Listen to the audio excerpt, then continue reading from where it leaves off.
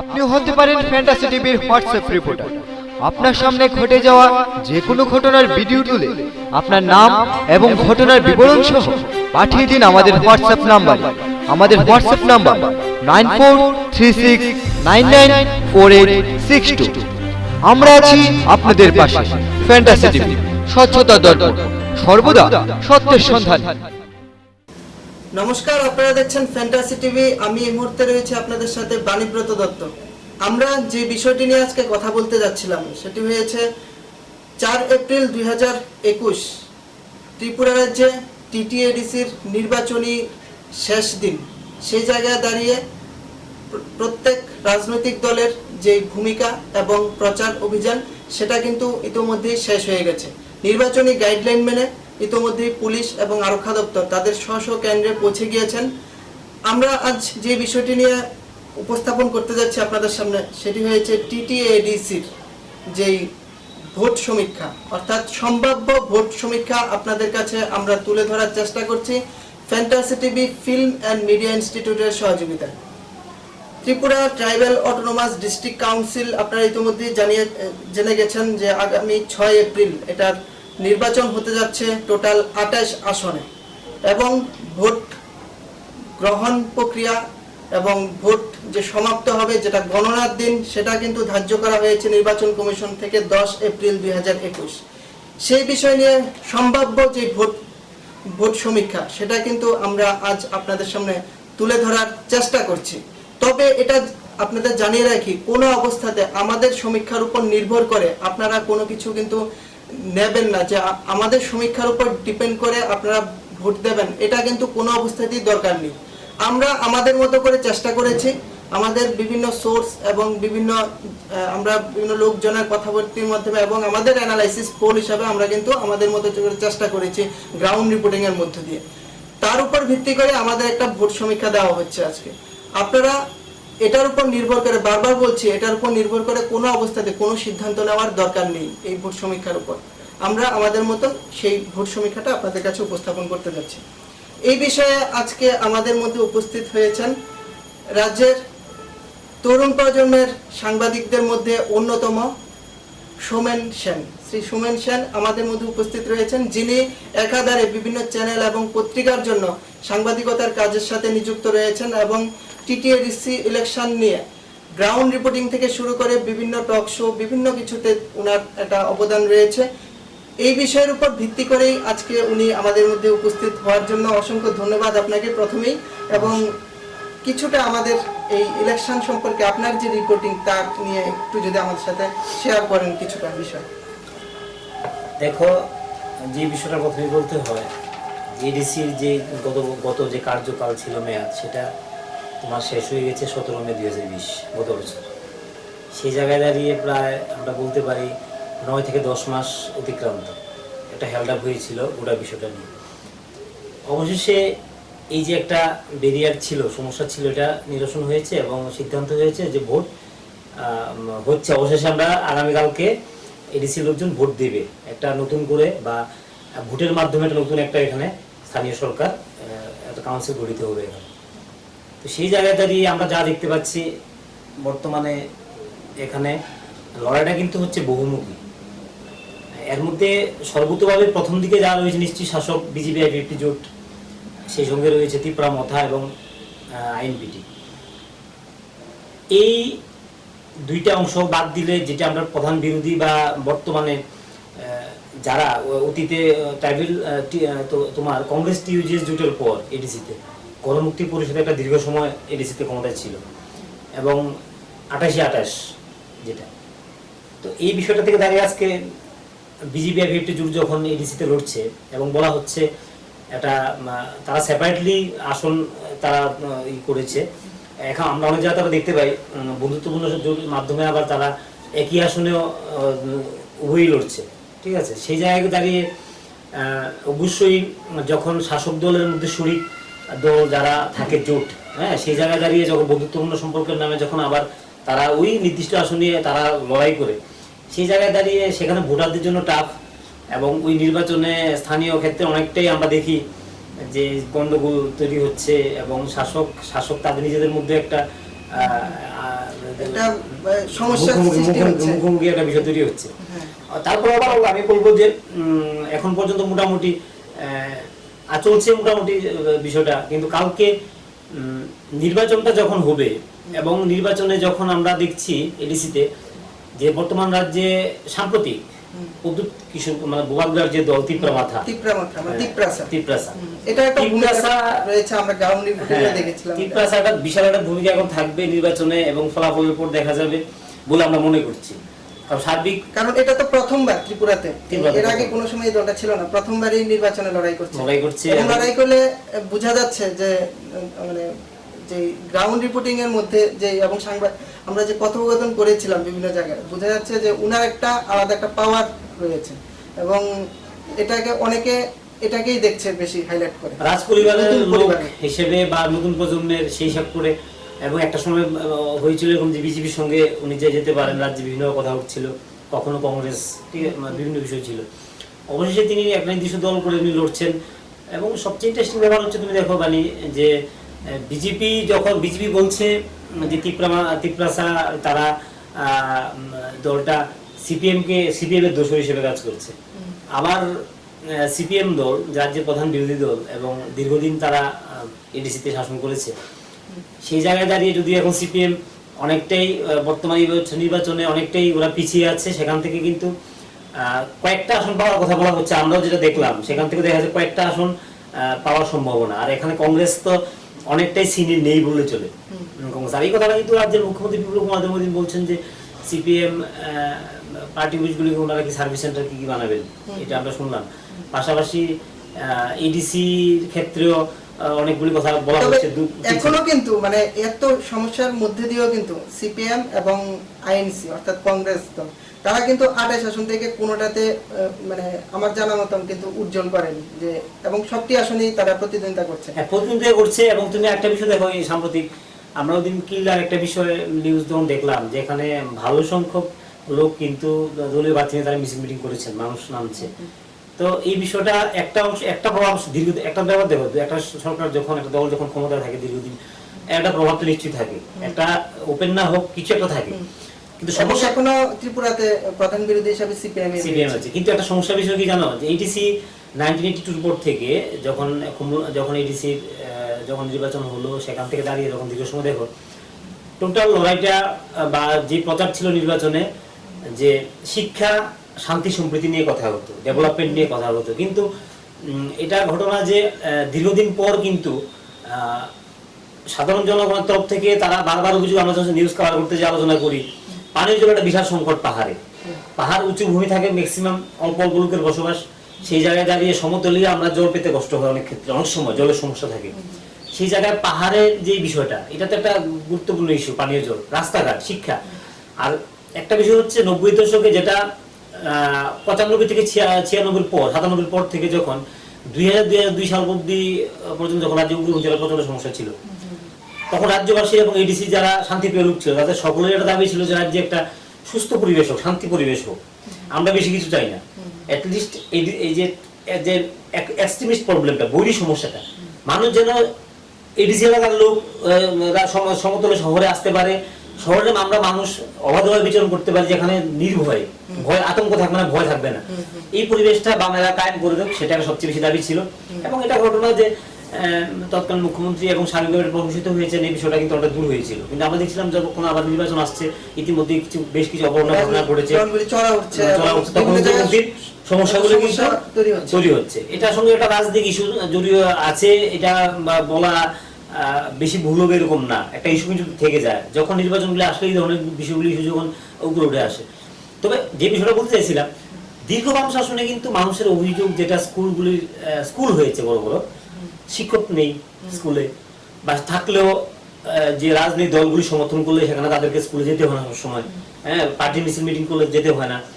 এবং উগ্রপন্থী সমস্যা তৈরি হওয়ার পর কিন্তু শিক্ষকরা ওনারা বাড়িতে বসে বেতন করেছেন, কারণ পাহাড়ে অশান্তি বলে কিন্তু যেতে হয়নি। এতে করে উপজাতির অংশের লোক, জনজাতির অংশের লোকেরা কিন্তু বঞ্চিত হয়েছে, এটা শিক্ষিত অংশের লোকেরা বুঝে যে তারা চায় না আবার সে অশান্তি। বিশেষ করে বেকারত্ব বেড়েছে, এই বিষয়গুলি এখন এগুলি আস্তে আস্তে যত দিন যাচ্ছে উপরে উঠছে, মানে বিভিন্ন ইস্যুগুলি, এইগুলি নির্বাচনের আগে একটা লড়াই করার। এখন ইন্টারেস্টিং বিষয় হচ্ছে দেখো, যেই বাম শাসনে যখন উন্নয়ন ডেভেলপমেন্টের কথা বলা হয়েছিল, যেটা বর্তমান বিজেপি বলছে, আইপিএফটি যুগ বলছে যে সেরকম ডেভেলপমেন্ট হয়নি। এবং গত 3 বছর যখন সম্পন্ন হলো রাজ্য সরকার, বিধানসভা ক্ষমতা, রাজ্য ক্ষমতায় এসেছে বিজেপি আইপিএফটি যুগ, সেখান থেকে ওনারা কিন্তু বলছেন যে আমরা যখন জয়বিশ্ব জমাতের কথা বললাম কি লাগে, ওনারা বলছে যে ভিসিগুলি ভালোভাবে কাজ করছে না, এগুলি বামেদের ওরা আসছে না। এবং আমরা দেখেছি যে যারা যে ছিল সম্ভবত জয় বাহাদুর জমাতিয়া, ওনার সঙ্গে আমরা কথা বলার চেষ্টা করছিলাম, ওনাকে আমরা এলাকাতে পাইনি, তো তাদেরকে এলাকাতে পাওয়া যায় না। তো না পাওয়ার ফলে তারা ওনাদের বক্তব্য হচ্ছে, বিজেপি বর্তমান যারা কাজ করছেন বক্তব্য হচ্ছে সহযোগিতা পাচ্ছে না, কিন্তু ক্ষমতা রয়েছেন বামেদের যে ইডিসি ইয়েটা রয়েছে, এটার কাজের সমস্যা হচ্ছে, 3 বছরের জন্য কাজ হয়নি। তো এখন যদি ট্রিপল ইঞ্জিন, একটা বলছে এখন ডাবল ইঞ্জিন নয়, কেন্দ্রে, রাজ্যে এবং ইডিসিতে যদি বিজেপি থাকে ক্ষমতায়, তখন 3টে ইঞ্জিন মিলে ভালো কাজ করবে আর স্বাধীনভাবে কাজ করতে পারবে বলে দাবি করছে বিজেপি। এখন প্রশ্ন হচ্ছে আইপিএফটি বিজেপি যে শরিক, রাজ্যের ক্ষেত্রে যে একটা বিভিন্নভাবে ছেড়ে যাওয়া বা এই জোটটাকে ধরে রাখার একটা চেষ্টা উভয় দলই করছে, দুই দিক দিয়ে টানছে, ঠিক আছে, তারপরও ওরা আছে। কিন্তু এডিসিতে এখন বন্ধুত্বপূর্ণ লড়াই যেভাবে হচ্ছে, এই বিষয়টাতে একটা ত্রিমুখী সংঘর্ষের দিকে যাচ্ছে। এটা এমনও হতে পারে যে বিজেপি আইপিএফটি আবার সেই সরকার এডিসিতে যদি ভালো রেজাল্ট করতে পারে, সম্ভাবনা আছে, একটা ভালো কিছু, একটা পজিটিভ একটা কিছু রয়েছে, আমরা দেখছি হতে পারে, যেহেতু শাসক দল একটা একটা একটা মাইলেজ রয়েছে অনেক জায়গাতে। আইপিএফটি ওনারা বা আলাদা আসন দিলেও সহযোগিতা করছে বিভিন্ন কিছু আসনে। এর মধ্যে 1-2টা আসন রয়েছে যেখানে তোমার দেখো 14 বুদ্ধনগর, ওয়াকিনগর, যেখানে তোমার রণবীর দেববর্মা বিজেপি, বুদ্ধ দেববর্মা আইপিএফটি, ওনারা মুখোমুখি লড়াই করছেন। তো সেই জায়গায় দাঁড়িয়ে ওইখানে বিজেপিও দিয়েছে, আইপিএফটি দিয়েছে, অন্যান্য দলও রয়েছে, এবং সবচেয়ে আইডেন্টিটি ব্যাপার হচ্ছে যে গোজ প্রার্থী, ঠিক আছে। তো গোজ দেওয়ার ফলেও একটা বিষয় হচ্ছে যে ভোট কাটাকাটি, 38 জন নির্দল রয়েছেন টোটাল, হ্যাঁ, টোটাল 157 জন প্রার্থীর মধ্যে 38 জন নির্দল রয়েছেন।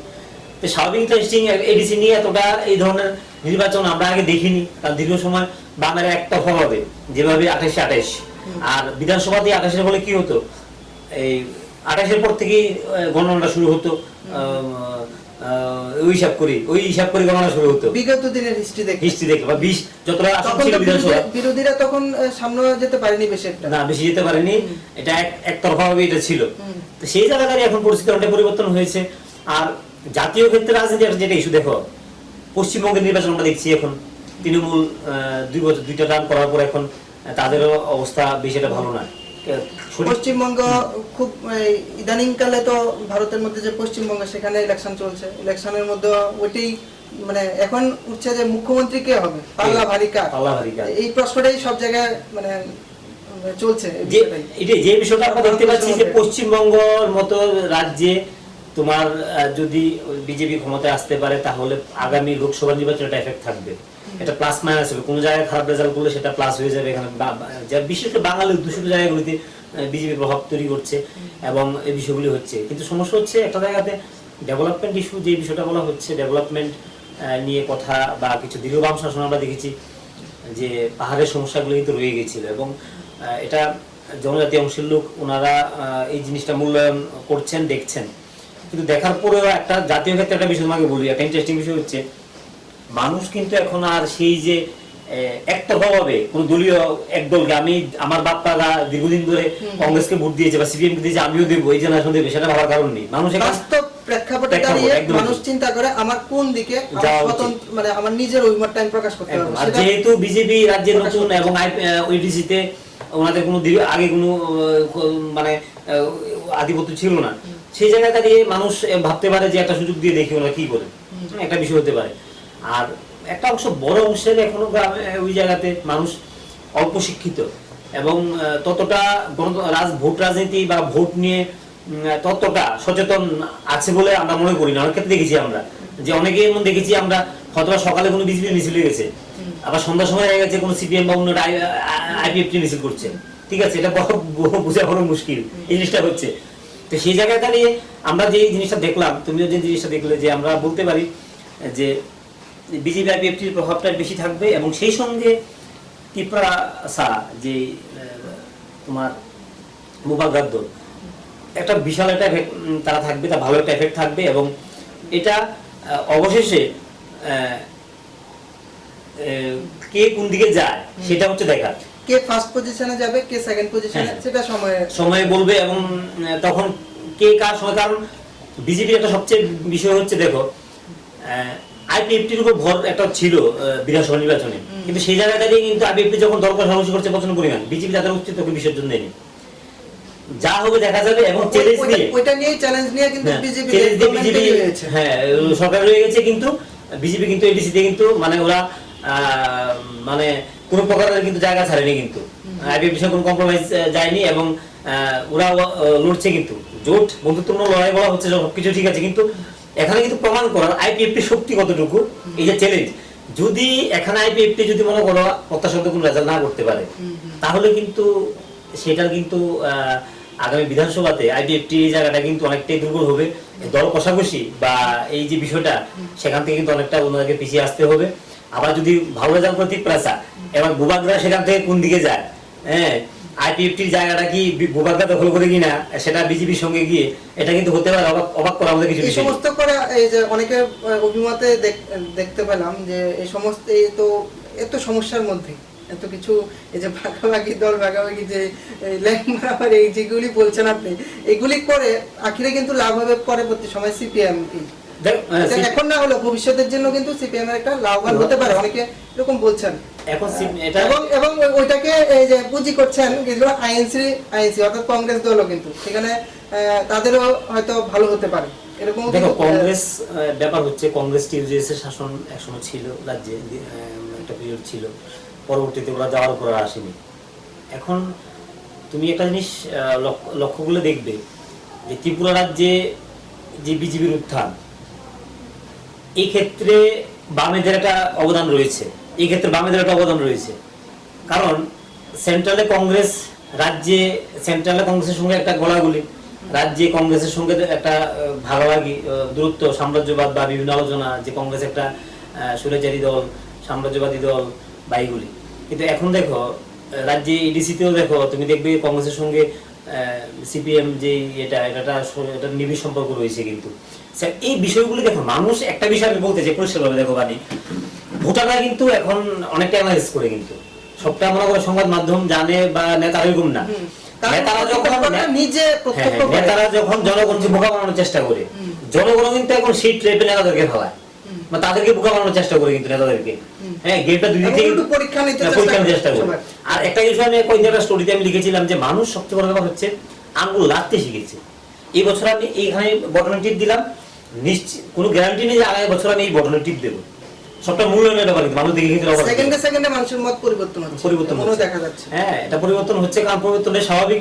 আর এখন টোটালি চলছে রাজনীতিতে, দেখো পরিবর্তন। দেখো এই বছর যে তৃণমূল থেকে দাঁড়ালো, জিতলো, পরের বছর যে বললো যে মমতা দেবী, মমতার মধ্যে বিকল্প নেই, রেকর্ডিং আছে, উনি এরপর দিন চলে যাচ্ছেন আরেক দলে, আবার ওই দলের লোক চলে যাচ্ছেন আরেক দলে চলে আসছেন।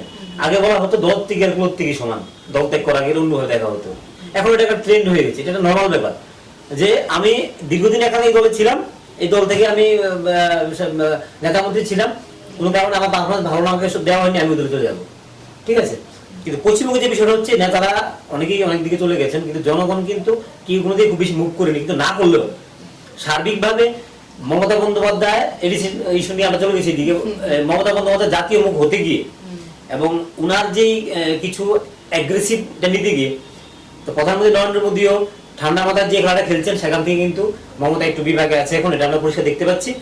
বাকিটা নির্বাচনের ফলাফলের পর আমরা দেখতে পারবো। এবং ধর্মীয় একটা ইস্যু এবং কি বলে তুষণ রাজনীতি, এই বিষয়গুলি মুখ্য হয়ে দাঁড়িয়েছে। আর আমাদের রাজ্যে যে জিনিসটা পাহাড় ডেভেলপমেন্ট, এটা রাজ্যের মুখ্যমন্ত্রী বরাবরই বলছেন যে পাহাড় ডেভেলপমেন্ট, রাজনীতি পাহাড় থেকে কিন্তু পাহাড়ের রাজনীতি দিয়ে কিন্তু একদম পাহাড় দিয়ে কিন্তু দীর্ঘদিন বামেরা কিন্তু রাজ্যে শাসন করেছে, এটা বলার অপেক্ষা রাখে না। কারণ দেখো এখানে এডিসিতে যদি 20টা বিধানসভা আসন থাকে, 20টাই তো আসন থাকে, সেখান থেকে 20 তার বাকি 11টা গোনা শুরু হতো, এরপর 21 থেকে শুরু হতো, ঠিক আছে। কিন্তু 28 আসন চলছে না, 28 তো এডিসিতে 28টা আসন বিধানসভার সেই হিসাব করলে আমরা বলছি। এখন সেখান থেকে এই বিষয়টা কিন্তু হয়েছে। এখন ডেভেলপমেন্ট এটা কতটুকু হয়েছে এটা সবাই দেখছে। আর বর্তমানে আগামী দিনে যদি এখানে যদি পরিবর্তন হয়, এবং পরিবর্তন এটা অবিসম্ভাবী বলে মনে করা হচ্ছে। এবার আইপিএফটি বিজেপি হোক বা বিজেপির সঙ্গে, তবে আইপিএফটি বিজেপি কিন্তু ক্ষমতা অলিন্দে থাকবে, তাদের উপর ভর করে কিন্তু বাকি যে জিনিসটা হয়তো বা তিপ্রাসা কোন দিকে যায় এটা দেখার বিষয়, এই বিষয়গুলো আসবে। আর মাঝখান থেকে যদি বামেরা 1-2টা আসন পায়, কিছু আসন পেতে পারে, এটা হতে পারে। আর জনগণ ওই জায়গার কিসের উপর ভোট দিচ্ছে এটা বড় বিষয়। একটা বিষয় হচ্ছে এখানে একটা হচ্ছে রাজ্য ভাগের দাবি আইপিএফটির, একদিকে রাজ্য ভাগের দাবি। এখন গ্রেটার ট্রিপল্যান্ডের কথা বলা হচ্ছে। করেই মেইন এডিসির যে ইলেকশন, তার মধ্যে কিন্তু গ্রেটার ট্রিপল্যান্ডের দাবি বেশি উঠছে। এবং এবং যে জনজাতি যারা রয়েছেন এবং ট্রাইবেল গোষ্ঠী যারা, তারা কিন্তু ওই ট্রিপল্যান্ডের ইস্যুকেই একটা পুঁজি করেছে এবং ওইটার দিকে আমরা এবার ইডিসি নির্বাচনে দেখো, ইডিসি নির্বাচনটা গরম সরগরম কিভাবে হয়েছে, রাজ্য ভাগের দাবি থেকে কিন্তু শুরু হয়েছে, ট্রিপল্যান্ডের ইস্যু থেকে। এই যে আইপিএফটি দলের যে উত্থান বা এই বিষয়টা একটা অংশ, এই যে বিভিন্ন কিছু আমরা দেখেছি, এটা আর পুনরুল্লেখ করতে চাই না। এই ঘটনাগুলির পর থেকে কিন্তু ত্রিপুরা আইপিএফটি কিন্তু তারা মাথাচাড়া দিয়েছে এবং দলটা সামনে এসেছে।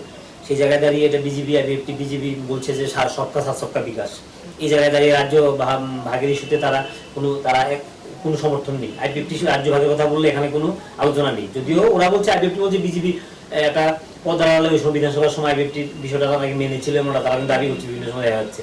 বিজেপি পরিষ্কার হবে যে এক রাজ্যে এক দেশ এক রাজ্য, এই ইস্যুতে কিন্তু সবার বিকাশের কথা বলছে, এখানে ভাগাভাগির কোনো ব্যাপার নেই।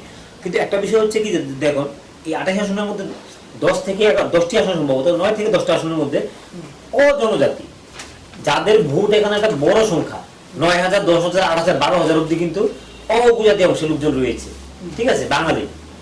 সেই জায়গায় দাঁড়িয়ে কিন্তু এটা একটা ইস্যু। আমি তোমাকে একটা বলি, দামছড়া জম্বুই এসটি আসন, দামছড়াতে সেখানে কিন্তু তুমি দেখবে সেখানে আছে 2 নং মাছমারাতে আছে, 10দাতে আছে, মনু ছোলেমটা, কাঠালিয়া মির্জা যেখানে আছে আমাদের পাশে, এখানে কিন্তু বিভিন্ন আসনগুলিতে কিন্তু তোমার বাঙালি ভোটার তোমার কিন্তু প্রচুর পরিমাণ রয়েছে এখানে অজনজাতি। আমি আসনে একটু পরে ঢুকছি, যে বিষয়টা আমরা যে অ্যানালাইসিসটা করেছি সেটা বিষয়ে একটু আমি একটু বলি যে আমরা যে এবার টিটিডিতে ওপেনিং পোলটা করেছি, অ্যানালাইসিসটা করেছি, এটাতে মূলত জনগণের প্রথমে অভিমত রয়েছে আমাদের যাতে ফ্রি ফেয়ার ইলেকশন করা হয়। এবার আমাদের প্রশ্ন যে ফেজ 1, ফেজ 2, ফেজ 3 তিনটা ভাগে আমরা করেছি। এখানে কিছু প্রশ্ন আমরা যে ভিত্তিতে আমরা করেছি, প্রথমত আমরা চেয়েছিলাম যে আমাদের আমরা যারা রিপোর্টার বা যারা রয়েছেন চ্যানেলে, তাদের কিন্তু একটা প্রশ্নই উঠছিল যে এই বিষয়টি সবচেয়ে বেশি, যে টিটিএডিসি কার দখলে যেতে পারে এবার, অথবা অর্থাৎ কে ক্ষমতার মসনদে বসতে পারে আগামী 5 বছরের জন্য। তারপর বলা হয়েছিল আপনার মতে কোন দল ভালো কাজ করছে, সেকেন্ড পজিশনে কোন দল থাকতে পারে। ফেজ 1, ফেজ 2-তে বলা হয়েছিল বিগত সরকারের কাজে খুশি না অখুশি, তবে কেন, আপনার মতে বর্তমান সরকার ভালো কাজ করছে না করছে না, আগামীর ভাবি সরকারের কাছে কি প্রত্যাশা করেন। ফেজ 3, আপনার এলাকার অর্থনৈতিক পরিকাঠামো, কাজ, বেকারত্ব, সামাজিক কর্মসূচি কি পর্যায়ে, বিগত ইলেকশনে ক্ষমতাবান দলের পক্ষ থেকে দেওয়া প্রতিশ্রুতি অনুযায়ী কতটা বাস্তবায়ন হয়েছে, উন্নয়নের স্বার্থে কোন দলকে প্রাধান্য দেওয়া উচিত বলে মনে হয় আপনার, প্রশাসন এবং আরক্ষা দপ্তরের কাছে কোনো আর্জি থাকবে কি। এই প্রশ্নগুলি উত্থাপন করা হয়েছিল এবং এছাড়া ইস্যু ভিত্তিক কিছু প্রশ্ন করা হয়েছিল, যার অ্যানালাইসিসের মাধ্যমে আমরা আজকে এটা করেছি। তবে এই ইলেকশনের কাভারেজে আমরা প্রায় প্রত্যেকটা কনস্টিটিউশন থেকে 7-8 জন করে ন্যূনতম পক্ষে আমরা কথা বলেছি এবং টোটাল প্রায় 150-র উপর লোকজনের সাথে কথা বলে এই অ্যানালাইসিস করা হয়েছে। সার্বিক যে পরিস্থিতি 28 আসনে, সেখানে ভোটার রয়েছে আপনার 8,65,000 এবং 41 জন, 8,65,000 41 জন ভোটার। ফিমেল রয়েছে 4,28,490 জন, 157 জন ক্যান্ডিডেট টোটাল। এই পরিপ্রেক্ষিতে এখানে অনেকগুলি দল রয়েছে, যেমন বিজেপি আইপিএফটি অ্যালায়েন্স এবং ত্রিপুরা মৈথা আইএনপিটির সাথে অ্যালায়েন্স, সিপিআইএম, আইএনসি, কংগ্রেস এবং নির্দল পার্টিও দিয়েছেন কোনো জায়গায়। এই সমস্ত বিচারে এবং যেই সমীক্ষা, যেটা সম্ভাব্য যে সমীক্ষা আমরা পেশ করতে যাচ্ছি, সেখানে কিছু লোকজনের ইন্টারভিউ করা হয়েছে। এখানে আমাদের যারা এই অ্যানালাইসিস করেছেন তাদের মধ্যে আমাদের মধ্যে যেমন সাংবাদিক ভাস্কর ভট্টাচার্য, উৎপল দাস, গোপাল চক্রবর্তী, পার্থ দাস, উৎপল বৈদ্য, গোপাল সিং, অলোক আচার্যী, সমীর দেববর্মা, আরিফ রহমান এবং রাকেশ বৈষ্ণব, আব্দুল সরকার, তাদের একটা ওপিনিয়ন তারা তাদের মতন করে চেষ্টা করেছে যতটুকু সম্ভব, সেটা আমাদের জানিয়েছে। ওই ভিত্তিতে আমরা আজকের এই ওপিনিয়ন পোলটা আমরা করতে যাচ্ছি। এখানে আমি প্রথম কনস্টিটিউশনসে আসি, যেখানে সিট রয়েছে, সিট অনুযায়ী আসি 28 আসনের মধ্যে যেমন সিট দামছড়া জম্পুরি, যেটা 1 নম্বর সিট। সেখানে কিন্তু এখানে আইপিএফটি দল রয়েছে, সিপিআইএম এবং তিপ্রা মৈথা অর্থাৎ তিপ্রাসা দল রয়েছে। সেখানে ভালো কন্টেস্ট হবে এই কথা কিন্তু বলেছেন, এবং এখানের লোকজনও কিন্তু বিভিন্নভাবে কথা উঠছে যে এখানে অর্থনৈতিক হ্যাঁ আইপিএফটি লড়ছে, সেখানে আইপিএফটি লড়ছে এবং আইপিএফটির ভালো মাত্রায় যাওয়ার সম্ভাবনা রয়েছে। তবে এখানে সিপিআইএমও দাবি করছে যে সিপিআইএম এর এবং লোকজনও কিন্তু এটা দাবি করছে। সিপিআইএম এর পক্ষ থেকে মেনলি ইস্যু করা হয়েছে যে দেশের মানে গণতন্ত্র ফিরিয়ে আনা, দেশ এবং রাজ্যে কাজের, খাদ্যের সংস্থান, উন্নয়ন, শান্তি, এই সমস্ত দাবি তাদের নেতাদের পক্ষ থেকে করা হয়েছে। বিজেপি দলের ঐমত রয়েছে দেশ রাজ্যে এক সরকার থাকলে সম্প্রীতি বজায় থাকবে, উন্নতি থাকবে, যা বিগত সিপিএম এর সরকারের সময় কিছুই করতে পারেনি। ইতিমধ্যেই বহু কর্মসংস্থান, চাকুরি হয়েছে, এই দাবি রয়েছে। তিপ্রাসা এবং প্রায় আইপিএফটির একই অভিমত রয়েছে, গ্রেটার তিপ্রাল্যান্ড, কিছুটা ফারাক রয়েছে অভিমতের মধ্যে। কংগ্রেস দলের অভিমত বরাবর যে চাকুরি নেই, অর্থনৈতিক সংকট, নিরাপত্তা, গণতন্ত্র ফিরিয়ে আনা, এই সমস্ত বিষয়। নির্দল দলের পক্ষ থেকে তো ওই দুজনের সাথে কথা বলা হয়েছে, তাদের অভিমত রয়েছে যেমন রাজনৈতিক গরিমা কতটা রয়েছে সেটা দলই স্পষ্ট করবে পরবর্তী সময়। যে এরকম অভিমত অনেক রয়েছে, আর জনগণ তো তাদের রায় দেবে ভোটার বাক্সে, সেটা বলার অপেক্ষা রাখে না। তবে আমরা যেই মানে যেটা নিয়ে কথা বলছিলাম যে 1 নম্বর আসন, যেটা দামছড়া জম্পুর, আপনার অভিমত কিরকম থাকতে পারে? এখানে আইপিএফটি, সিপিএম এবং তিপ্রা মৈথা, সেখানে কন্টেস্ট, ভালো কন্টেস্ট হবে বলছে। দেখো দামছড়া যে একে দামছড়া জম্পুর, সেখানে কিন্তু তোমার অবশ্যই এখানে দীর্ঘদিনের শাসক দলের যারা সিপিএম এর বা বামফ্রন্টের বামেদের যারা আছে একটা প্রভাব রয়েছে, অবশ্যই রয়েছে। কিন্তু পরিবর্তিত পরিস্থিতিতে, এই পরিস্থিতিতে যেখানে এডিসিতে তোমার তিপ্রাল্যান্ড ইস্যুটা রয়েছে, একটা সঙ্গে উন্নয়ন, এখন তো এখানে জনগণের কাছে 2টা অংশ রয়েছে, ভাগ বিষয় রয়েছে, হয় ডেভেলপমেন্ট আর যারা তিপ্রাল্যান্ড ইস্যুকে উপরে, আর বিজেপি গ্রেটার তিপ্রাল্যান্ডের কথা বলা হচ্ছে। এখন প্রশ্ন হচ্ছে এই জায়গায় দাঁড়িয়ে সাধারণ জনগণ কি ভাবছে,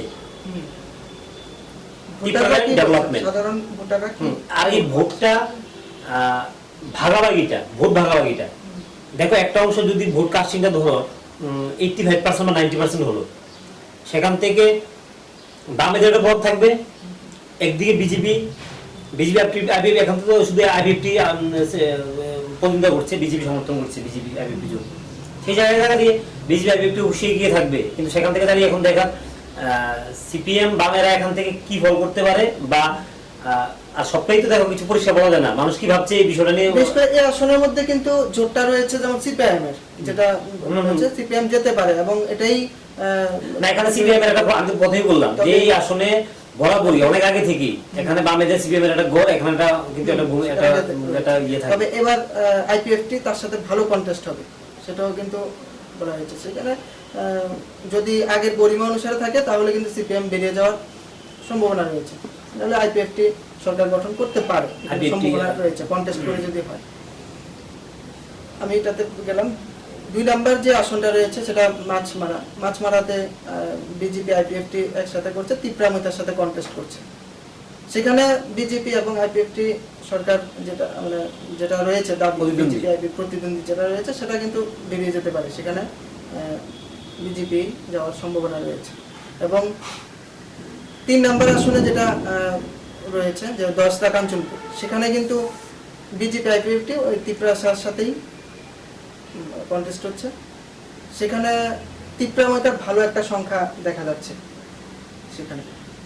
মানে মূল কথা হচ্ছে কি, মূল লড়াইয়ের জায়গাটা বিজেপি আইপিএফটি এবং সিপিএম এর থেকে এটা সরে গিয়ে এখন তিপ্রা তিপ্রাসার দিকে এটা মুভ করেছে। এটা এখন প্রধান প্রতিদ্বন্দ্বী হিসেবে এখন তিপ্রাসা প্রতিদ্বন্দ্বী যে দলটা সেটা এখন সামনে চলে আসছে। এখন সেখান থেকে দাঁড়িয়ে জিবিএম কয়টা আসন দখল করতে পারে বা ফলাফলটা কি করে, এটাই এখন দেখার বিষয়। এরপর 4 নম্বর আসন যে দেখি, সেখানে করম ছাড়া, সেখানে ওই তিপ্রামৈথা অর্থাৎ আইএনপিটি অ্যালায়েন্স এই প্রতিদ্বন্দ্বী যাচ্ছে এখানে সেখানে। তবে এখানে 4 নম্বরে আইএনপিটির সংখ্যা কিছু রয়েছে, তিপ্রামৈথা আইএনপিটি, এই যে এটা যেতে পারে সেখানেও, মানে অর্থাৎ প্রদ্যুৎ কিশোর দেববর্মনের যে নতুন দল তিপ্রামৈথা, সে তার একটা ভালো একটা ভিত্তি আছে রয়েছে এখানে বলা যায়। সেখানে বিজেপির সাথে কন্টেস্ট করে তবে এগিয়ে রয়েছে এখন পর্যন্ত, যে মানে আমরা যে ভোটার সমীক্ষা সেখানে কিন্তু এগিয়ে রয়েছে তিপ্রামৈথা, সেটা বোঝা যাচ্ছে। এবং 5 নম্বর যে আসন সেখানে ছাউমনু তো সেম সিপিআইএম এবং বিজেপি আইপিএফটির সাথে কন্টেস্ট হবে। অন্যান্য দল তো রয়েছেই, তার মধ্যে ফার্স্ট সেকেন্ড চয়েস কে হতে পারে সেটা নিয়েই ভাবার বিষয় এটি। তবে সেখানেও সিপিএম এর একটা ওইটা প্রায় 1 নম্বর আসনের মতোই, যেটা দাম ছাড়ার মতো, এখানে একটা ভিত্তি রয়েছে, সিপিএম জেলে যেতে পারে। 5 নম্বর আসন যেটা ছাউমনু। তবে এখানে যদি সিপিএম যদি তাদের কোনো সমস্যা হয় তাহলে কিন্তু বিজেপি আইপিএফটি নির্ঘাত এখান থেকে বেরিয়ে যাবে। ভোট ভাগাভাগিতে সিপিএম একটা ফায়দা পেতে পারে, হতে পারে, পেলেও পেতে পারে। আরেকটা 6 নম্বর আসনে যেটা মনু ছৈলেংটা, সেখানে তিপ্রামৈথা আইএনপিটি এবং বিজেপি আইপিএফটি এখানেও কন্টেস্ট হচ্ছে 6 নম্বর আসনে। সেখানে কিন্তু তিপ্রামৈথাই পাওয়ার সম্ভাবনা রয়েছে। 7 নম্বর আসন যেটা, সেটা হচ্ছে ড্যামডাম অর্থাৎ কচুছড়া। সেই আসনটিতে দেখা যাচ্ছে সিপিআইএম এর সাথে আইপিএফটি এবং তিপ্রামৈথা এই 3টা দলই কিন্তু কন্টেস্ট হবে, ভালো কন্টেস্ট হচ্ছে সেখানে। তো সেখানেও এই ভোট সমীক্ষা অনুসারে সিপিআইএম এগিয়ে রয়েছে বোঝা যাচ্ছে। তবে সে জায়গায় যদি কন্টেস্ট হয়, ভালো কন্টেস্ট হয়, সেখানে কিন্তু আইপিএফটির যাওয়ার সম্ভাবনা রয়েছে সেখানে। এবং 8 নম্বর আসনে যে একটি আসন, সেখানে কংগ্রেস তাদের ভিত্তিটা রয়েছে, যে এটার উপর ডিপেন্ড করছে কংগ্রেস দলে, যে এখানে আমরা পেতে পারি, এবং কংগ্রেস একটা অভিমত রয়েছে এবং লোকজনেরও একটা ভালো সাড়া পাওয়া যাচ্ছে যে কংগ্রেসের দিকে একটা টান এখানে যদি একটা পাওয়া যায়। এটা তবে এটা আইপিএফটির সাথে কংগ্রেস যদি একটি আসনও পায় সেটাকে আমি একটা দুর্ঘটনা মনে করব। যদি একটা আসনও কংগ্রেস পেতে পারে 28টার মধ্যে, সেটা একটা আমার কাছে মনে হয় একটা অ্যাক্সিডেন্ট। হ্যাঁ, এটা ভালো বিষয় যদি এরকম হয়, খাতা খুলতে পারে, এটা বড় বিষয়। কারণ এখন তুমি যত কথাই বলো না কেন, আমার কাছে কংগ্রেস এটা খাতা খুলতে পারে কিনা এটা সম্ভাবনা যদি আমি দেখছি না, দূর পর্যন্ত দেখছি না। যদি এখনো একটা খুলতে পারে, সেটা এটা বলা অনেক বড় মনে সৌভাগ্যের মনে কংগ্রেসের জন্য একটা। তারপরে বলো। তারপরে 9 নম্বর আসন যেটা, সেটা হালাহালি আশ্রমবাড়ি। সেই জায়গায় রয়েছে যেমন কংগ্রেস তো রয়েছে, বরাবর আইএনসি দিয়েছে, সেখানে আইপিএফটি এবং তিপ্রামৈথা। সেখানে তিপ্রামৈথার ভালো একটা ভিত্তি রয়েছে, এগিয়ে রয়েছে, এবং আইপিএফটির সাথে কন্টেস্ট সেখানে। 10 নম্বর আসন যেটা রয়েছে, সেখানে কুলাই চাম্পাহুর আসনে সিপিআইএম তার প্রতিদ্বন্দ্বী রয়েছে যেমন তিপ্রামৈথা, এটার সাথে কন্টেস্ট হবে। অন্যদিকে আইপিএফটি দল রয়েছে বিজেপি, এখানে তো গভর্নমেন্ট অ্যালায়েন্স দেওয়া হয়েছে, প্রতিদ্বন্দ্বিতা করছে। সে জায়গায় কিন্তু সিপিআইএম এর একটা এখানেও পাওয়ার সম্ভাবনা হতে পারে। আর এখানে অন্যদিকে কিন্তু ঝাঁপিয়ে পড়েছে তিপ্রামৈথা সে জায়গার মধ্যে। 11 নম্বর আসন যেটা মহারানীপুর তেলিয়ামুড়া, সেই আসনটিতে দেখা যাচ্ছে 11 নম্বর যেটা মহারানীপুর তেলিয়ামুড়া 11 নম্বর আসন, সেই আসনটিতে দেখা যাচ্ছে তিপ্রামৈথা এবং নির্দল এবং আইপিএফটি প্রতিদ্বন্দ্বিতা করছে। সেখানে নির্দল কিছু কিছু জায়গায় সিট রয়েছে, তাদের একটা প্রতিদ্বন্দ্বিতা করার একটা ব্যাপার রয়েছে। তো সেখানে মূল হবে তিপ্রামৈথা অর্থাৎ তিপ্রাসা আইপিএফটির সাথে, সেখানে কন্টেস্ট হবে। তো সেখানেও কিন্তু তিপ্রামৈথার একটা ভালো এটা এখানে বেরিয়ে যেতে পারে তিপ্রামৈথা, এরকম অ্যানালাইসিস। 38 জন নির্দল প্রার্থী রয়েছে। আচ্ছা, মানে টোটাল 28 সিটের মধ্যে 12 নম্বর যেটা রামচন্দ্রঘাট, রামচন্দ্রঘাটে আইপিএফটি, সিপিআইএম, তিপ্রাসা তিপ্রামৈতা সেখানে কন্টেস্ট হচ্ছে, সেখানে আইপিএফটি যেতেই পারে, আইপিএফটি এখানে পাবে 12 নম্বর আসনে। 13 নম্বর আসনে যেটা যাচ্ছে সিমনা তামাখড়ি, সেই জায়গাতে তিপ্রামৈতা একটা ভালো একটা তাদের ভিত রয়েছে এবং মহারাজার দল খুব কাজ করছে এরকম অভিমত হচ্ছে, জনগণের সমীক্ষা, জনগণ বলছেন। তো সেখানেও অন্যান্য দলের সাথে করবে বিজেপি, আইপিএফটি, যে এটার সাথে তো হবেই। তো এখানে তিপ্রামৈতা পাওয়ার সম্ভাবনা থাকতে পারে। 14 নম্বর আসন যেটা বজ্জুংনগর এবং ওয়াকিনগর, সে জায়গার মধ্যে আইপিএফটি বিজেপি কন্টেস্ট হচ্ছে, সেখানে আইপিএফটি পেতে পারে 14 নম্বর। সেটা আপনি বলেছিলেন যে এখানে আইপিএফটিও দিয়েছে এবং বিজেপিও দিয়েছে, সেখানে আইপিএফটি পাওয়ার সম্ভাবনা রয়েছে, মানে পেতে পারে। এবং 15 নম্বর যে জিরানি আসনটিতে, সেখানে তিপ্রামৈতা আইএনপিটি যে এটা দিয়ে দেওয়া হয়েছে, সেখান থেকে প্রতিদ্বন্দ্বিতা করছে সিপিআইএম এর সাথে। তবে সে জায়গায় খুব হাড্ডাহাড্ডি লড়াই হবে সেটা বলা যায়।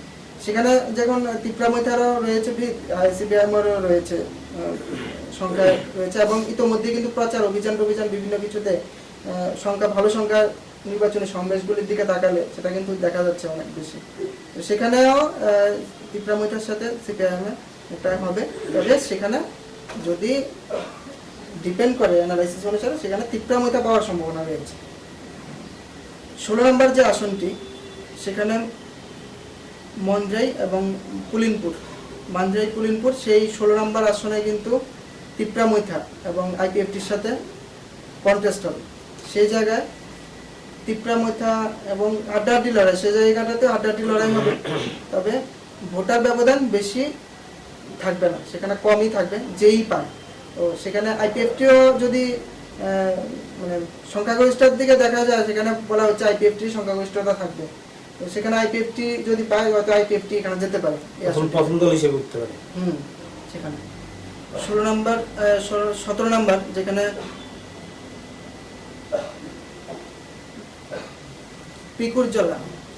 পিকুরজলা আর এটার সাথে রয়েছে জন্মেজয় নগর, এই আসনটি 16 নম্বর, আমার এখানে ঠিক অস্পষ্ট হচ্ছে লেখাটা, পিকুরজলা জন্মেজয় নগর, সেই 17 নম্বর যে আসনটি, সেখানে আইপিএফটি এবং তিপ্রামৈতার সাথে কন্টেস্ট হচ্ছে, সেখানেও আইপিএফটির একটা ভিত রয়েছে, সে জায়গায় আইপিএফটি কন্টেস্ট করে বেরিয়ে যেতে পারে আইপিএফটি।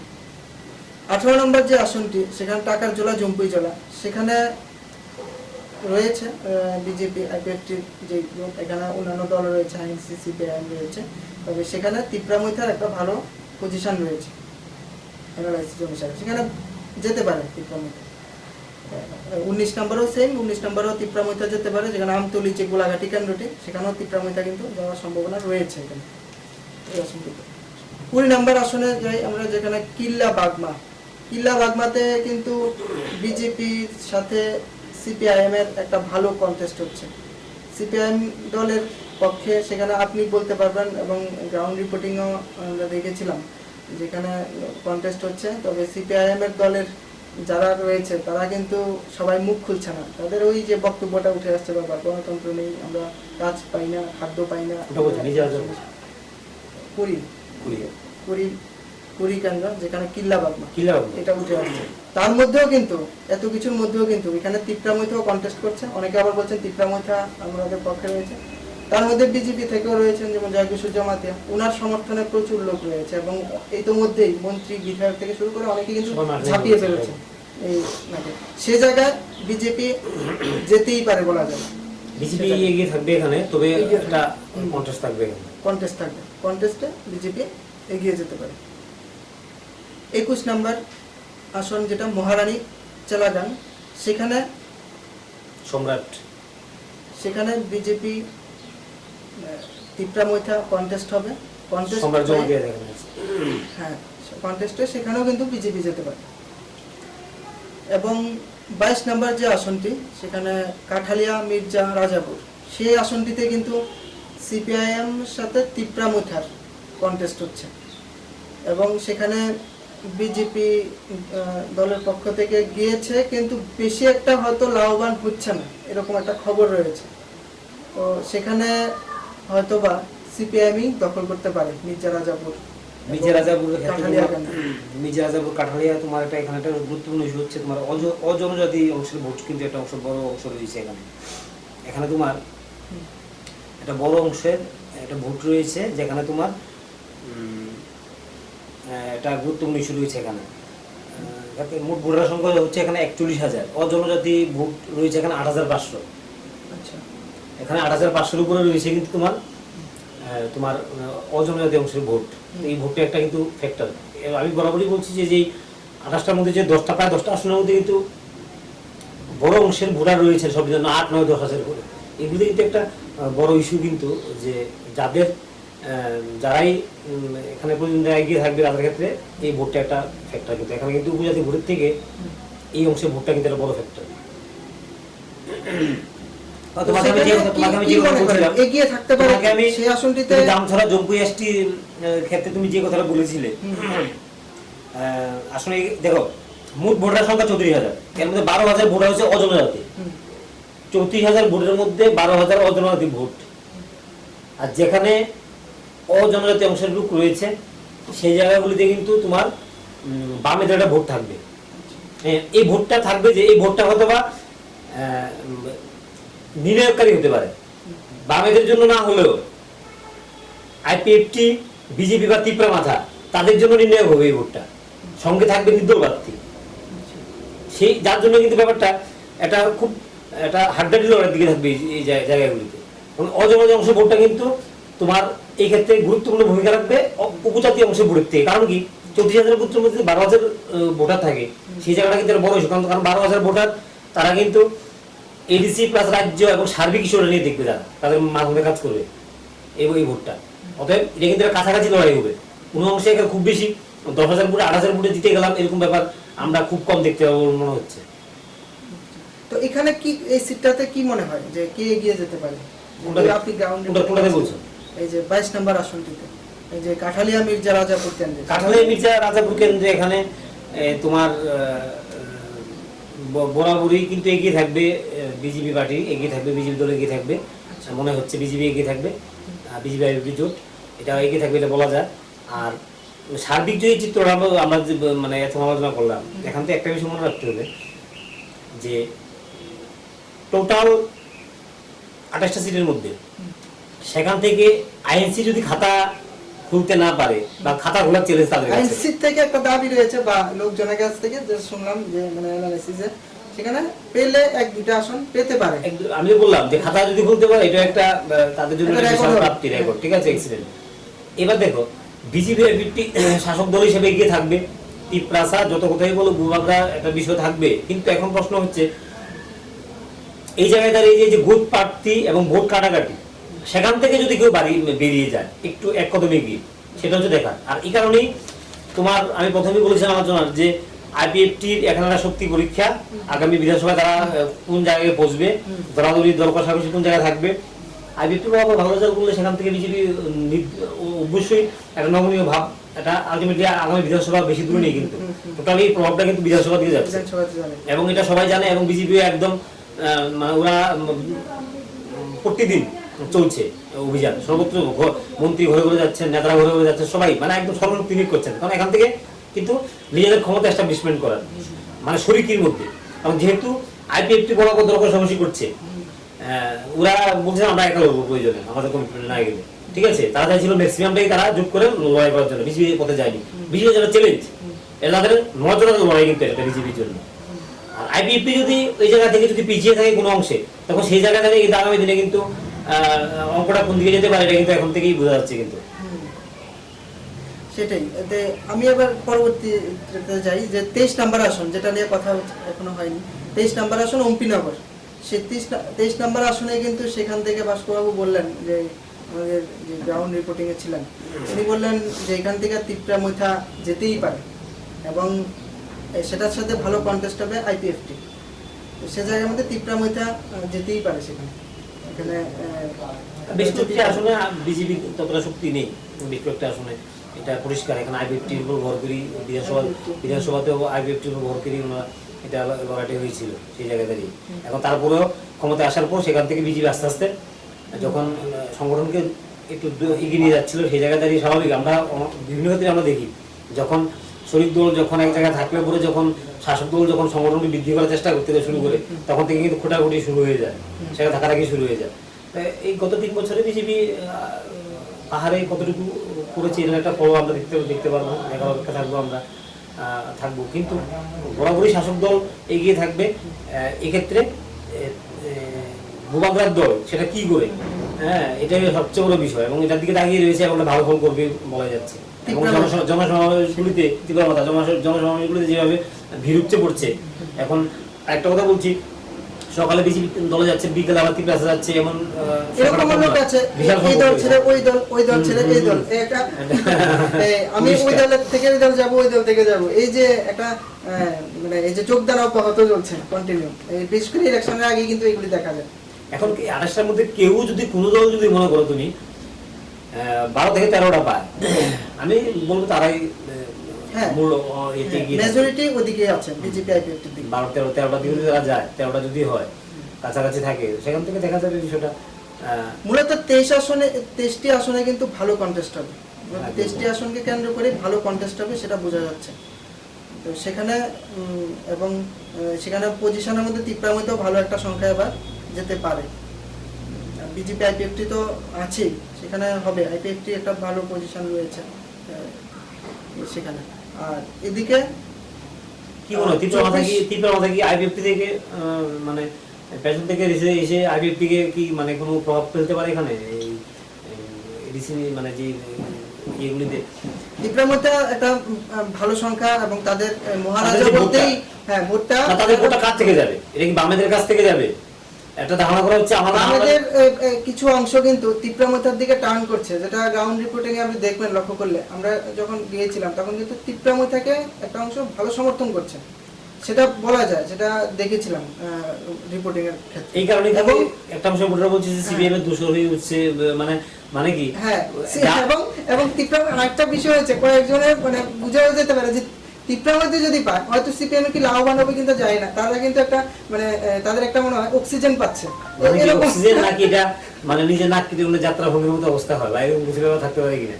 কারণ পশ্চিমবঙ্গে বলা হচ্ছে যে তোমার তৃণমূল কিন্তু তারা বিজেপিকে সিপিএম কে দমানোর জন্য বা সিপিএম তেমনি দমিয়েছিল বিজেপিকে, ভেবেছে বিজেপি অক্সিজেন তাহলে সিপিএম এর ভোটটা ভাগ হবে।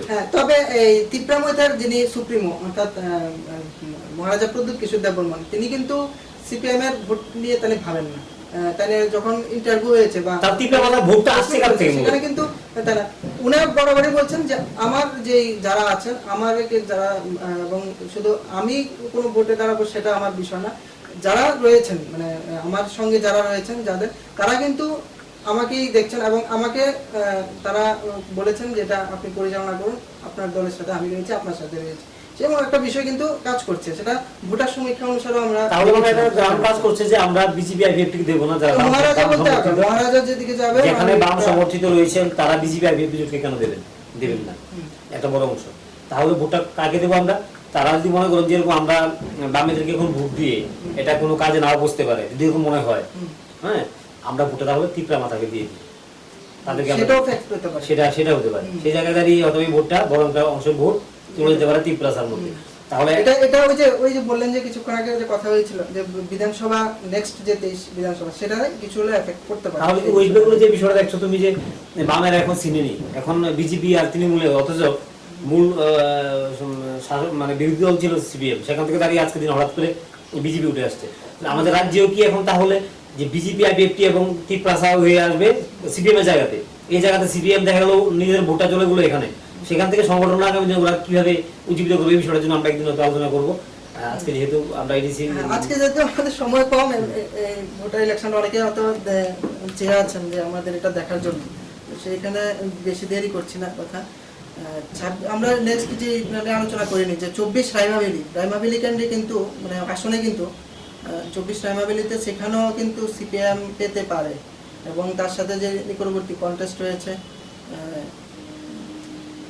রাইমাভেলিতে, সেখানে বিজেপি রয়েছে রাইমাভেলিতে, সেখানে তার সাথে করে কিন্তু সিপিএম যেতে পারে তারা বলছেন। এবং একটা অংশের ভোটার চুপ থাকলো, অনেকে চুপ কিন্তু, এবং ক্যামেরার সামনে মুখও খোলেন না অনেকে, আপনারা হয়তো বুঝতে পারবেন, কোথাও গেলে কিন্তু কথা বলে না বা মুখও খোলে না, সাংবাদিকদের থেকে দূরে দূরে থাকে। তো তার মধ্যেও একটা অ্যানালাইজ করে যেটা বোঝা যায় যে এখানে চুপ করে থাকা মানে কি বুঝবো, চুপ করে থাকা মানে আমার তো মনে হয় সিপিএমকে সমর্থন করা, সেটাই মনে হয়। অনেকে তো এই কথাই বলছেন সাংবাদিকদের মধ্যে।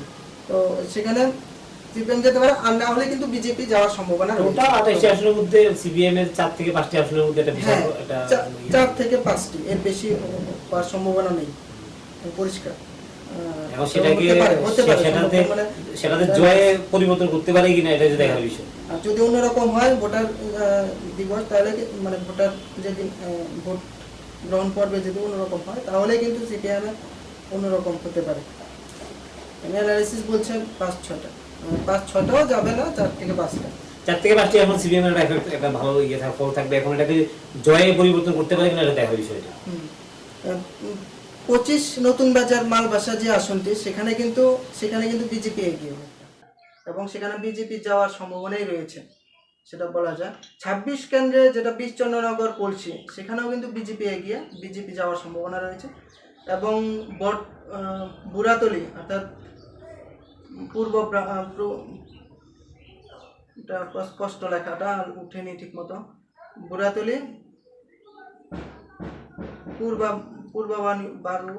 পূর্বাবারু হরিপুর এরকম জায়গার নাম রয়েছে, জায়গা সেখানেও কিন্তু বিজেপি রয়েছে। বুড়াতলি যে আসনটা রয়েছে, মানে 27 আসন যেখানে, সেখানে কিন্তু বিজেপি যাওয়ার সম্ভাবনা রয়েছে। সেখানে 28 আসন যেটা, সেখানে কিন্তু আবার শিলাচুরি যে মনুবঙ্কুল, সেই আসনটিতে কিন্তু বিজেপি এবং তার সাথে নিকটবর্তী সিপিআইএম, সেখানে সিপিআইএম এখানে গেলে যেতে পারে, তবে বিজেপিরও কিন্তু নেই বলা যাবে না, সেখানে ভালো কন্টেস্ট হচ্ছে, হাড্ডাহাড্ডি লড়াই হচ্ছে, লড়াই করে যদি যায় সিপিএম যাবে, আর নাহলে বিজেপি পাবেই, যেহেতু ভালো কন্টেস্ট হচ্ছে সেখানে। সার্বিক পরিস্থিতি অনুসারে এরকম একটা আমাদের একটা সম্ভাব্য একটা মানে ভোট সমীক্ষা করা হয়েছে, এবং এখানে দেখা যাচ্ছে যে তিপ্রামৈথার অংশটা প্রায় 7-8টি হবে, 7-8টি পাবে তিপ্রামৈথা, এরকম একটা সম্ভাব্য তালিকা। 8টা পেতে পারে, বিজেপির 5-6টা, 7টাও যেতে পারে, বড় জোর 6টা পাবে, এরকম একটা সম্ভাব্য তালিকা। আইপিএফটি থেকে 7-8টা পেতে পারে, 7টা ধরা যায় আইপিএফটি, এবং সিপিআইএম থেকে 4-5টা পেতে পারে, বেশি যে 6টাও না ধরলে 4-5টাই পাবে, 5টা। কংগ্রেস থেকে ধরা যায় 1-2টা যদি খাতা খুলতে পারে সেখানে। সার্বিক পরিস্থিতিটা কিন্তু এরকম, ভালো কন্টেস্ট হচ্ছে আবার টিটিএডিসি ইলেকশনে, এটা বলা যায়। সেই জায়গায় দাঁড়িয়ে সার্বিক যে পরিস্থিতি, সেখানে কিন্তু বিজেপি আইপিএফটি সরকার গঠন করতে পারে, সেটা কিন্তু একটা সমীক্ষায় উঠে এসেছে। পজিশনে তিপ্রামৈতা থাকতে পারে, এরকম একটা সমীক্ষায় উঠে যাচ্ছে। আবার এটা যদি অন্যরকম হয়, তাহলে কিন্তু তিপ্রামৈতা আবার সরকার গঠন করতে পারে, সেটা মানে বলাটা একটু মুশকিল। সে জায়গায় সেখানে প্রধান বিরোধী প্রধান জায়গা নিয়ে থাকতে পারে ত্রিপুরা মাথা, যেটা দুবাগদার দল, যেটা কিন্তু প্রথম মানে এটা প্রধান বিরোধী হিসেবে থাকতে পারে। এখন প্রশ্ন হচ্ছে বিজেপি আইপিএফটি মিলে 17 থেকে 18টি যদি হয়, আর সিপিএম 3 থেকে 4টি ধরো, আর বাকি 6 থেকে 7টি ত্রিপুরা মাথা, আমারটাই মনে হচ্ছে একটা ক্যালকুলেশন হতে পারে, হতে পারে। তবে একটা প্রধান একটা ভূমিকা থাকবে, একটা ভূমিকা থাকবে। এখন বাকিটা কালকে নির্বাচনে কি হয় সেটা দেখার বিষয়, কারণ আসলে নির্বাচন আগের যে রিপোর্টে থাকে, সেটা নির্বাচনের দিন অনেক জিনিসই এলোমেলো হতে পারে, সেই বিষয়টা। এটা একটা বিষয় থাকে, কারণ ভোট কতটা পরিমাণ কাস্টিং হয় এবং পরিস্থিতি কী থাকে সেটার দিকে তাকিয়েছি আমরা, কালকে ভোটের পর বাকিটা বলা যেতে পারবে। সর্বশেষ যে প্রশ্নটা করব, এই যে সার্বিক পরিস্থিতি, আপনি অ্যানালাইসিস গ্রাউন্ড রিপোর্টিংয়ে ছিলেন দীর্ঘ সময়, এবং অনেক খাটাখাটি করে পরিশ্রম করে এই যে রিপোর্টিং করছেন বিভিন্ন চ্যানেল পত্রিকার জন্য, সার্বিক পরিস্থিতি কীরকম মনে হয় যে টিটিএডিসি ইলেকশন এবার একটা অন্য মাত্রা পাবে কি, বা অন্যান্য বছরের তুলনায় কীরকম মনে হয় সার্বিক পরিস্থিতিটা, বা কে কত আসনে লিড করতে পারে? এখানে সার্বিক যে চিত্র, সবগুলিকে আমি যদিও সব 13 থেকে 14টা সম্বন্ধে আমার একটু নলেজ আছে, বাকিগুলি সবগুলি নেই, তবে সার্বিক চিত্র থেকে আমার কাছে মনে হচ্ছে যে বিজেপি আইপিএফটি যারা যেখানে লড়ছে একসঙ্গে, ঠিক আছে, এই জায়গাগুলিতে 80 থেকে 85% আসনেই ওরা এগিয়ে থাকবে। হুম। ইন্ডিভিজুয়ালি যেখানে লড়ছে সেই জায়গায় দাঁড়িয়ে বিজেপি আইপিএফটি ভোট কাটতে পারে, আইপিএফটি বিজেপির মানে ভোট কাটতে পারে, সেখান থেকে কেটে সেখানে ত্রিপুরা মাথায় এখানে এগিয়ে আসতে পারে, হতে পারে। ঠিক আছে, তা আমার বরাবরই মনে হচ্ছে 7 থেকে 8টি আসন ম্যাক্সিমাম ত্রিপুরা মাথায় এখান থেকে তারা একটা ভালো রেজাল্ট করবে মনে হচ্ছে। আর সবটাই কিন্তু মানে যদি কিন্তু এর মধ্যে আটকানো পরিষ্কার কিছু বলা যাচ্ছে না। শাসক দল সবসময় এগিয়ে থাকে, পঞ্চায়েত হোক বা ডিসি নির্বাচন হোক, শাসক দল ভূমিকা থাকবে, এগিয়ে থাকবে, এটা স্বাভাবিক। সেই জায়গায় দাঁড়িয়ে পাহাড়ে মানুষের পালস, মানুষ কি বোঝাতে চাইছে, কি হবে, সেটার জন্য কিন্তু এখানে গুজ প্রার্থী আছে, নির্দল প্রার্থী আমরা দেখতে পাচ্ছি। ভোট কাটাকাটি হবে, ভোট কেটে কাছাকাছি ভাবে মানে খুব বেশি ডিফারেন্স থাকবে না, কাছাকাছি ভাবে কেউ বেরিয়ে যেতে পারে, মানে ভোট কাটাকাটির ইয়েতে কেউ এগিয়ে যেতে পারে সেই জায়গাটা। এবং সিপিআইএমের যে জায়গাটা আছে সেটা মনে হচ্ছে আমার কাছে যে ইডিসিতে ত্রিপুরা মাথা, সেটা তারা জায়গাটা আগামী দিনে নিয়ে নিতে পারে। এবং আগামী দিনে এই বিষয়টা কিন্তু লক্ষণীয় বিষয় যে বামেরা দীর্ঘদিনের যে ইডিসি দখল করেছিল, এই জায়গাতে আগামী দিন তারা কোন ক্যালকুলেশনে লড়বে। আর নিজের নাক কেটে অন্য যাত্রায় গেলে পশ্চিমবঙ্গে যে অবস্থায় দাঁড়িয়ে আছে বিরোধী জায়গাতে ওরা নেই, হ্যাঁ, আমাদের রাজ্য কিন্তু তাহলে সেই পরিস্থিতির দিকে যাবে বলে মনে করি। ঠিক সমীক্ষা কিন্তু এরকম উঠে এসেছে অনেক আমাদের সাথে যারা ছিলেন তারা কিন্তু ভাস্কর বাবু, গোপাল বাবু, পার্থবাবু, উৎপলবাবু, তারা কিন্তু এই বিষয়টা নিয়ে খুবই বলেছেন যে এই আপনি যে বিষয়টা বলছেন সেটা কিন্তু বারবার কথায় উঠেছে যে ওই নিজের নাক কেটে পরের করা, এটা কিন্তু ঠিকই এরকম হতে পারে। তো সার্বিক পরিস্থিতি অনুসারে বিজেপি আইপিএফটি সরকার উঠে এগিয়ে রয়েছে, সঙ্গে কন্টেস্ট হচ্ছে ত্রিপুরা মিতার সাথে, সেটা বলা যায়। আর ত্রিপুরাতে একটা কথা বলি, এই ডিসি নির্বাচনের ক্ষেত্রে যেটা হবে যে বামেরা ভোটটা তারা জানে সিপিএমকে দিলে পরে সবটা কাজে না লাগবে না, ফাইনালি গিয়ে কাজে লাগতে পারবে না।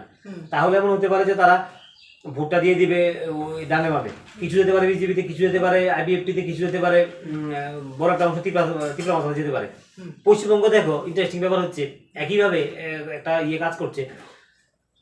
পশ্চিমবঙ্গ থেকে বামেদেরকে হটিয়েছে কে? তৃণমূল। তার প্রধান শত্রুকে বামেদের তৃণমূল। এবার বিজেপি আবার বামেদের শত্রু, ঠিক আছে, এক ক্ষেত্রে আবার বিজেপি ভোট দিতে পারবে না, তাহলে তার ভোটটা কাকে দেবে? আবার পশ্চিমবঙ্গের ক্ষেত্রে যদি এখন তো কড়া টক্কর দিচ্ছে বিজেপি তৃণমূলকে হটানোর জন্য।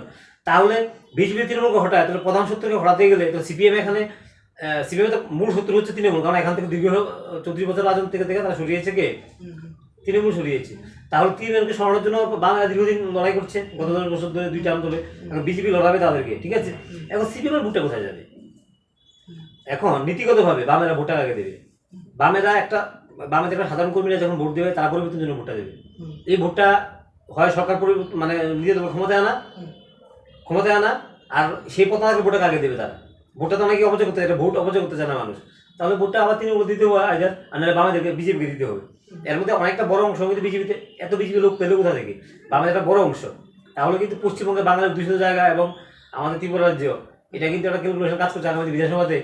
এমন না হয় যে ত্রিপুরাতে বামেরা আবার ওই পশ্চিমবঙ্গের মতো সে তৃতীয় পার্টি হিসেবে থেকে যায়। এই বিষয়টা লক্ষণীয় বিষয় এবং এটা কিন্তু এটা এমনই হতে চলেছে বলে মনে হচ্ছে। কিন্তু বাকিটা আমরা সময় দেখবো, সময় বলা যাবে ভোটার বাক্সে কীরকম প্রভাব পড়ে এবং ইলেকশন নির্বাচন কমিশনার বা কীরকম রায় দেন সেটা তো সময়ই বলা যাবে। বিজেপি একটা সাহসী পদক্ষেপ, আমি এই জন্য এটা অ্যাপ্রিসিয়েট করি, একটা দৃষ্টিভঙ্গি নিয়ে এসে যে ওরা স্বাধীনভাবে সিদ্ধান্ত নিয়ে আমরা একালার প্রয়োজনে কোনো প্রকারে কম্প্রোমাইজ করিনি। কিন্তু এই একটা বিষয় ছিল, এটা একটা বড় ব্যাপার। বিজেপি দলের একটা সাহসী উদ্যোগ রয়েছে, সেটা কিন্তু বিধানসভাতেও দেখা গেছে এবং টিটিএডিসিতেও দেখা গেছে যে একটা সাহসী ভূমিকা কাজ করছে।